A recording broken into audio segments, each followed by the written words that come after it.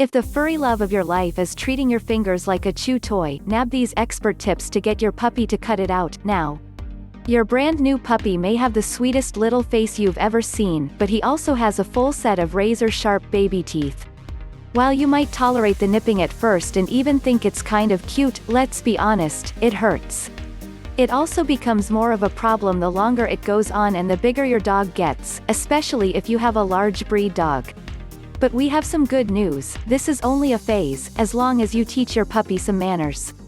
So, how can you stop a puppy from biting, and why does it happen anyway?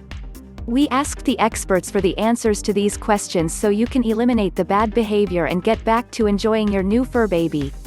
Why do puppies bite? Puppies explore and experience the world with their mouths.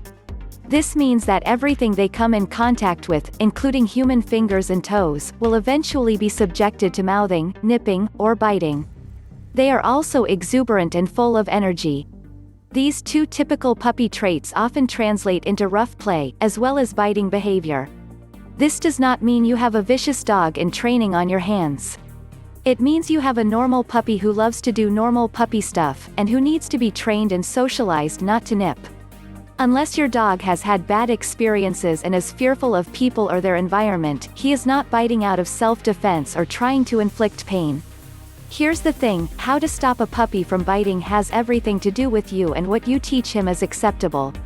Letting your puppy bite you during play or ever is one of the puppy training mistakes lots of new dog owners make, and regret later. Chew on this. Just like human babies, puppies go through a teething phase. And, just like babies, they try to soothe their irritated, painful gums by chewing on anything they can fit into their mouths. Puppy biting is universal, says Allie Mason, DVM, medical director at VCA Hope Animal Hospital. All puppies bite, simply due to teething. The most aggressive teething phase for puppies is between 2 and 6 months old. Where puppies and human babies should differ is in your response to their teething behavior.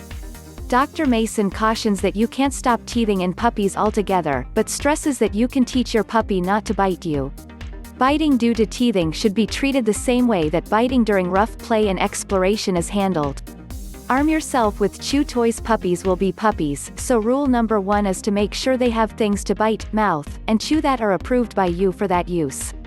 It will be much harder to wean them off your fingers and favorite chews if they don't have toys of their own they can play with.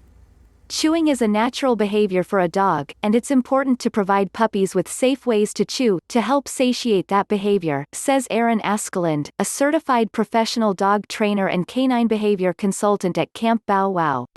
Options may include safe bones, rubber items like Kongs, and stuffed toys designed for puppies. If they don't have access to these items, puppies will find other things to chew and bite on. Simply having a chew toy arsenal on hand is not enough, however. To solidify appropriate chewing behavior in your dog, always swap out what they shouldn't be chewing on for an approved toy, suggests Gary Weitzman, DVM, President and CEO of the San Diego Humane Society. Dr. Weitzman also suggests praising your puppy for chewing on appropriate items. Puppies spend 3 to 5 hours a day chewing, so it's incredibly important to leave appropriate items around the house for them to pick up and chew, he adds. How to train your puppy not to bite you. The following technique can also stop your puppy from biting, according to Jennifer Coates, DVM, an advisory board member for Pup Life Today. To teach a puppy not to bite, act like another dog would if the puppy had bitten too hard during play, she advises. Shriek as if you are truly injured, walk away, and ignore your puppy. Go into a separate room and close the door if you have to. After a few minutes, you can play with your puppy again, but pick a game or toy that is unlikely to result in biting. Fetch is a good example. If you follow this method, when should the biting stop altogether? Dr. Coates says that if playtime ends immediately every time your puppy puts his mouth on a person, the behavior should disappear fairly quickly. If it doesn't, consult your veterinarian or a qualified behaviorist or trainer. This response should teach your puppy that human skin is sensitive and that nipping you will not get him what he wants the most, your love and attention. Go on puppy play dates. When puppies are born, their litter mates function as their first playmates. And it's in this setting that puppies learn how to mouth appropriately. If a puppy chomps down on his brother or sister too hard during playtime, a yelp or temporary discontinuation of play will result. This is how puppies learn to stop biting early on. Not every puppy has this opportunity, though. Some are removed from their mothers and litters too soon, robbing them of the ability to experience early socialization and learning. Whether your puppy was weaned too early or not, interaction with other puppies and adult dogs is a good way to teach this lesson now. Puppies can learn from other dogs how to soften their bite for appropriate play. This is called bite inhibition, explains Askeladd. It's critical for puppies to learn to socialize with other dogs, in order for them to learn bite inhibition. Another dog may respond to a puppy's too hard bite by biting back, refusing to play, or running away. These responses are typically not desired by the puppy, so the puppy can learn that too hard of a bite causes him to lose the play and attention from the other dog.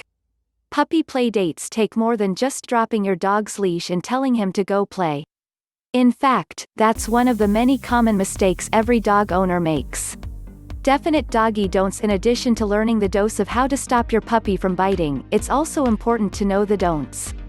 According to Dr. Mason, these methods will not work, and may even make your puppy fearful and aggressive. Never hold your puppy's mouth shut. Do not yell at your puppy. Do not punish your puppy with touch in any way. Negative reinforcement should not be used in an attempt to stop your puppy from biting. Give your puppy time to learn. Remember that puppy biting is not abnormal and that it will resolve itself quickly if you are consistent in your training. Continue to play with your puppy, as these interactions will help to establish a loving bond between you. But if your furry little friend seems to be biting out of fear or anger, invest in a qualified dog trainer who has good reviews. Just a few sessions are often enough to stave off possible puppy problems so that your life together is one big treat. Is your pup doing some other head-scratching things?